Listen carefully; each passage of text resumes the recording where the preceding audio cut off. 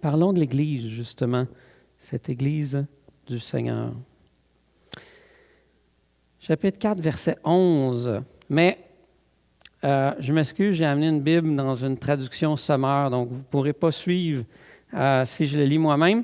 Alors, je vais le lire et puis soit vous écoutez ou vous essayez de trouver l'équivalent dans votre version. C'est lui qui a fait don de certains comme apôtres, d'autres comme prophètes, d'autres comme évangélistes et d'autres comme pasteurs et docteurs.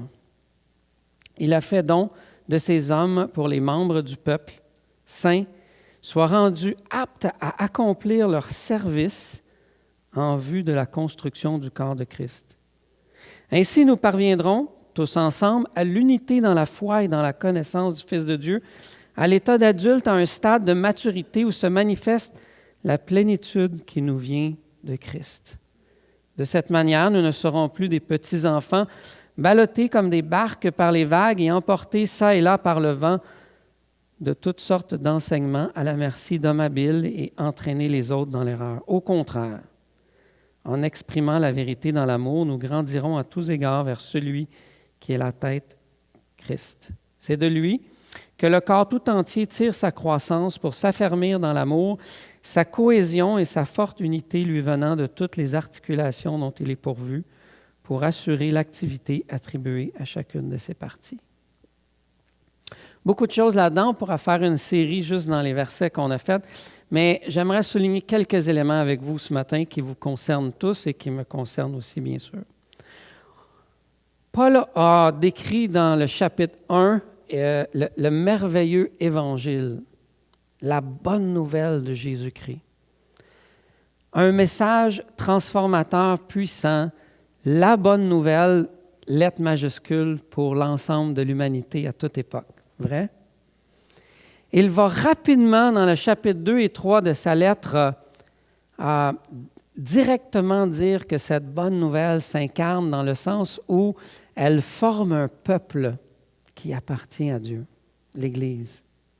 Mystère qui était caché dans l'Ancien Testament, mais maintenant révélé, dont Paul se sent à peine digne de pouvoir leur annoncer cette réalisation, l'Église, qui est tellement fascinante qu'il va dire que dans les êtres célestes dans le ciel vont voir la sagesse infinie de Dieu à travers l'Église de Shawinigan. C'est fort. C'est pas rien. Comment ils vont voir cette sagesse infiniment variée de Dieu à travers cette Église qui fonctionne les uns avec les autres ici ensemble? Mais tout le livre d'Éphésiens répond un peu à cette question-là. Mais un élément qui nous donne donc ici au début du chapitre 4, parce que jamais Paul va dire, cette bonne nouvelle-là, vous l'avez, vous êtes convertis, et là tu pars toute seule, mon ami, dans ton affaire, puis tu es chez vous dans ton salon. Non, jamais. Dans tout le Nouveau Testament, c'est comme ça. Entre autres ici, on est unis dans un corps, le peuple de Dieu, l'Église, dont Christ est la tête. Mais qu'est-ce que Paul nous dévoile d'abord pour dire comment ça va fonctionner, cette organisation-là qui est celle de Dieu, cette institution divine? Bien, Dieu va donner des dons d'êtres humains qui ont des particularités, qui vont pouvoir être ceux qui font le travail? Non, c'est ça que Paul est en train de dire ici. Ils ne sont pas appelés à faire le travail que l'Église va nécessiter. Ils sont appelés à faire quoi? Ils sont appelés à équiper, à former chacun d'entre vous pour que vous puissiez accomplir l'œuvre que Dieu appelle cette Église à faire. Voyez-vous? Et ça a été peu compris dans l'histoire de l'Église, mais certaines Églises l'ont compris. Et lorsque Dieu met ça en œuvre, l'Église va bénéficier d'une croissance et d'une multiplication et va même être capable d'envoyer et de voir l'œuvre de Dieu grandir ailleurs. C'est extrêmement multiplicateur comment Jésus-Christ a fondé son Église. Notez ce qu'il dit. Alors, ces personnes qui ont été données, ces apôtres, ces pasteurs, ces évangélistes, ces docteurs, ces bergers, il a fait don de ces hommes pour que vous puissiez être équipés à l'œuvre, au service que chacun de ses membres est appelé à faire selon vos dons à chacun. Amen? Donc, Dieu donne les équipeurs qui aident l'ensemble du peuple à être utiles pour l'œuvre. Lorsque les équipeurs font simplement le travail eux-mêmes, ils paralysent cette croissance qui est prévue par l'Église et la puissance que Dieu veut déployer par chacun des membres qui sont actifs selon ses dons pour faire un travail. Comme un travail va être fait ici, on l'a dit, la salle va être transformée, bien l'Église dans vos cœurs va être transformée aussi. Si, au lieu d'être avec des marteaux et des scies, on va être avec les outils que Dieu donne dans le texte ici. Dieu a donné des équipeurs pour votre propre maturité, pour votre propre croissance. Jean Calvin est connu par certains parce qu'on pense qu'il a écrit des livres de théologie, et oui, il l'a fait, mais il était aussi pasteur d'une église à Genève. Genève était une petite ville en 1500 lorsque Calvin était là en train de servir. Mais Calvin a cru à ce passage-là, il a cru à cette promesse de Dieu pour la bénédiction de l'Église, et il s'est mis à équiper non seulement les croyants, mais à équiper un groupe de gens, et il a fait ça au sein, il avait donné un nom à ça, ça s'appelait l'Académie de Genève. Et il y avait un milieu populaire où tout le monde pouvait avoir accès à l'enseignement de la parole de Dieu, comme vous avez ici, enseignement de la parole, mais il avait formé un groupe d'individus qui se sentaient que Dieu avait un appel pour eux d'aller équiper ailleurs, puis être envoyés. Et Calvin les a formés, et à travers son ministère, 2150 églises ont été implantées en France par les hommes qui ont été formés dans une seule église à Genève. Pas wow? Oui, Calvin, disons que c'est une exception. OK, on s'entend, là, c'est pas tout le monde qui est Calvin. Mais on divise ça par 10. Ça ferait encore, quoi, 215 églises qui seraient implantées? Pourquoi en France? Parce que Calvin était français, il voulait aller en France, mais il ne pouvait pas parce qu'il aurait été persécuté et il avait été conduit à Genève, mais il s'est dit, je vais former les hommes qui vont partir de Genève et ils vont aller. Et Dieu a utilisé ce frère, par la grâce de Dieu, dans le contexte d'une seule église. Une église locale qui est prise afin que ses leaders soient des équipeurs pour que les gens de l'église soient équipés et certains soient envoyés à l'extérieur. On dit, selon les historiens de l'époque, et c'est assez fiable comme chiffre, que 3 millions de personnes ont connu l'Évangile de Jésus-Christ à travers ces 2150 églises implantées à partir d'une seule église, Genève. Je vous le souhaite, Shawinigan. Je prie que vos dirigeants puissent vous équiper à faire l'œuvre du ministère et qu'on voit le fruit de ça. Entre autres, les fruits qui vont arriver, c'est que Paul dit que quand les équipeurs forment les membres pour jouer leur rôle et leur service, ce qui se passe, c'est qu'en réalité, chacun des membres grandit en maturité, chacun grandit, il y a une croissance, et non seulement une croissance, mais une unité dans la croissance. Et il y a une image qui se forme qui fait que le reflet de ça va être l'image de Dieu. Alors les gens vont pouvoir regarder votre communauté et dire, ça c'est Dieu. Wow! On est les représentants de Dieu. Mais pour ça, il faut comprendre quelques implications du texte qui est devant nous ce matin.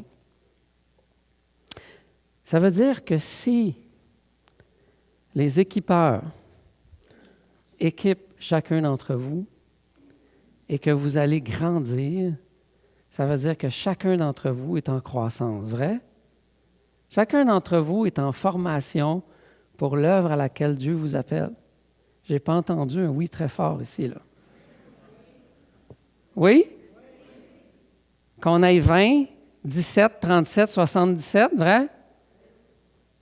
On est tous en formation. Mais on résiste à ça un petit peu. Ma femme me disait quelque chose dans l'auto. « Ah, tu devrais travailler ça. À l'intérieur de moi, il y a comme une lutte qui dit « Hein? Non, non, non, non. Je ne veux pas grandir, je ne veux pas changer, je ne veux pas apprendre. » Mais ça fait partie de la bonne nouvelle en Jésus-Christ. dans le peuple de Dieu, que Dieu vous a associés ensemble, qu'il y a une croissance. Vous êtes tous en formation. On résiste à ça. On résiste à ça. Quand je dis formation, ici, je ne pensez pas des cours. Mathieu est bon là-dedans, donner des cours. C'est excellent, ça fait partie de la formation. Mais quand je parle de formation ici ce matin, je veux dire vraiment la transformation qu'apporte la parole de Dieu combinée au Saint-Esprit dans nos vies, qui nous change d'une manière complète. Amen? On parle donc de relations transformatrices. On parle d'expérience sur le terrain. On parle de, comme dans le temps de Jésus, viens avec moi, je vais te le montrer, puis on va apprendre ensemble. À Sembec, on utilise le mot coaching pour ça. Peu importe le mot utilisé, c'est ce processus d'accompagnement qui fait que les uns les autres. Donc, grandir, ça ne se fait pas tout seul. Aujourd'hui, on est dans l'ère de vivre chez nous dans notre salon. Les murs bien isolés, un fil Internet qui rentre, accès au monde, j'ai tout ce qu'il me faut. Mais ce n'est pas comme ça que Dieu a prévu la croissance dans vos vies. Ça va se faire avec les autres dans l'Église. C'est communautaire, la croissance. On a besoin les uns des autres. Mais je disais juste avant qu'on résiste. On résiste parce que quand moi, je vais à l'épicerie, puis peut-être pas à Shawinigan, mais à Montréal, il y a plusieurs lignes, là, puis ils sont pleines. Puis là, il y en a une qui a moins de monde. Qu'est-ce que je fais? On s'en va où il y a moins de monde. Hein? Ça va aller plus vite. Mais là, je ne vois-tu pas que la fille à la caisse, elle a un petit plastique ici. C'est marqué quoi? En formation. Oh! Là, je ne suis pas content. Parce que là, qu'est-ce que François se dit? Il se dit, ça va être plus long.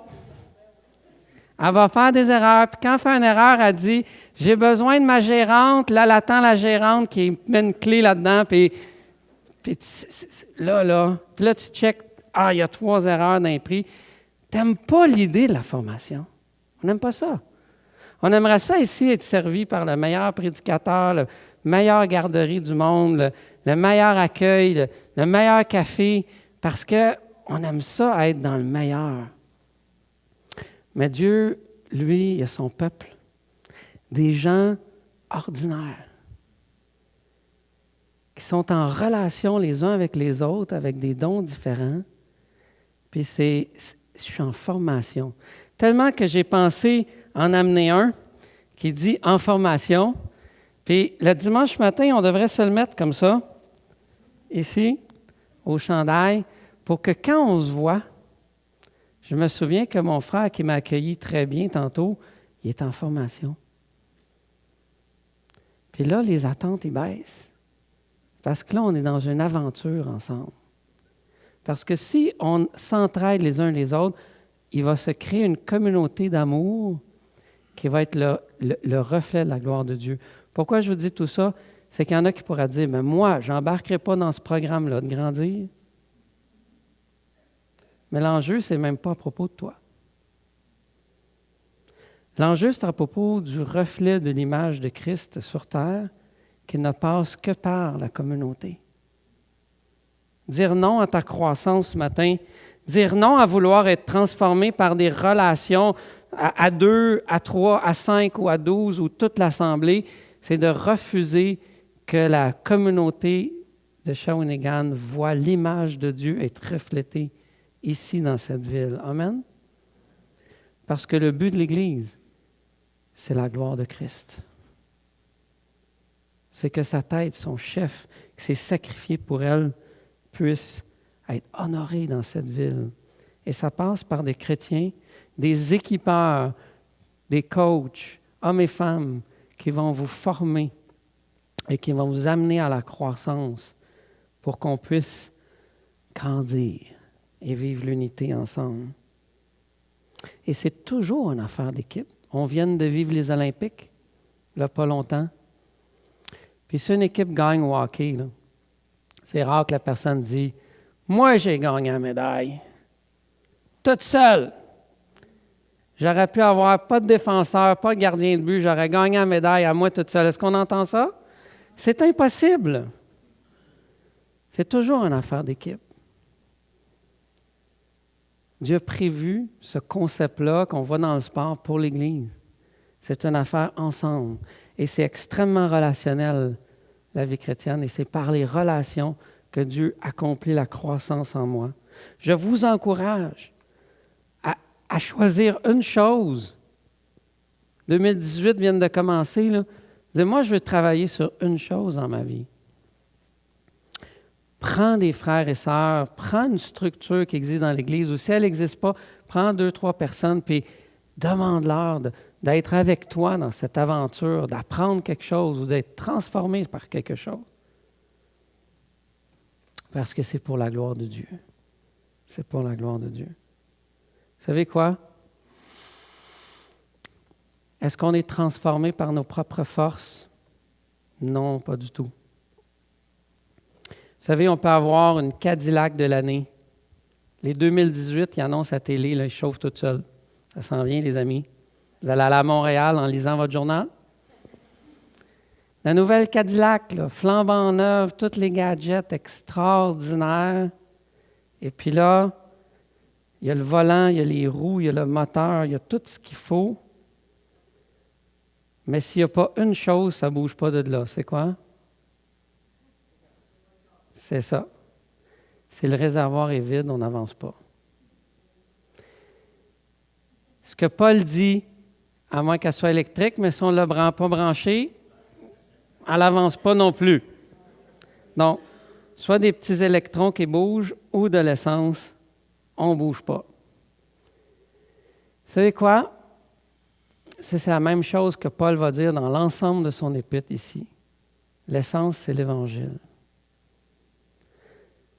Sans être émerveillé, ce matin quand vous êtes levé, par le fait que le Dieu de l'univers a quitté les cieux pour s'incarner, aller à la croix, être fouetté, être déchiré en morceaux, cloué à la croix par amour pour que vous puissiez entendre la phrase « Tu es pardonné pleinement de tes péchés passés et futurs. Et je vais t'adopter, tu vas être dans ma famille, tu vas hériter de toutes mes richesses célestes et de toutes les promesses qui viennent avec la foi en Dieu. Tant que ça, quand ça va m'émerveiller. » Seulement ça, l'apôtre Paul dit, seulement cette bonne nouvelle va me donner l'essence de vouloir être transformé et d'avancer et de vouloir que ce Dieu-là merveilleux, extraordinaire, qui m'a rencontré alors que moi j'étais pécheur et rebelle et méchant et égocentrique et centré sur moi-même. Tout ce que je voyais, c'est la photographie de mon nombril pendant des années. Et lui est venu me rencontrer, il m'a visité, il m'a donné son amour. Amen. Quand je me lève et je pense que je suis bon, je suis capable, je suis fort, je vous garantis, ça va être une mauvaise journée. Mais si vous tombez à genoux de reconnaissance par la beauté de l'œuvre qui a été faite pour vous, que vous ne méritiez pas, vous allez vous lever, vous allez avoir la puissance de Dieu pour entrer en relation, être transformé, grandir et que cette communauté reflète la gloire de Dieu. Amen.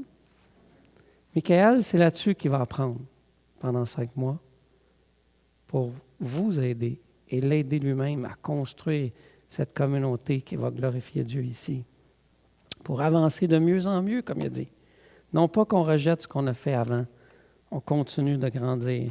Il y a tellement de choses que j'aurais voulu vous dire, mais on m'a donné peu de temps. Ça veut dire qu'on va m'inviter à revenir, hein, Mathieu?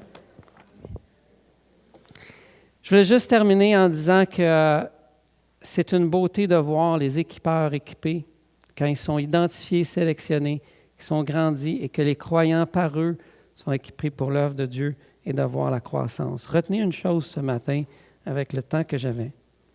Vous êtes en... C'était pas sûr encore. Vous êtes en formation. Parlez de ça autour du café après le culte. Parlez de ça autour du dîner à midi quand vous allez revenir. Ça veut dire quoi pour toi que tu es en formation? Ça veut dire quoi pour toi que tu es en formation? Hein? Exactement. Alors, qu'est-ce qu'on va faire à partir d'aujourd'hui? Comment on va s'y prendre? Que ce soit votre sujet de conversation. Que Dieu vous bénisse et que Dieu vous donne vos frères et sœurs qui sont différents, complètement différents de vous, mais que Dieu va utiliser pour vous transformer. Prions.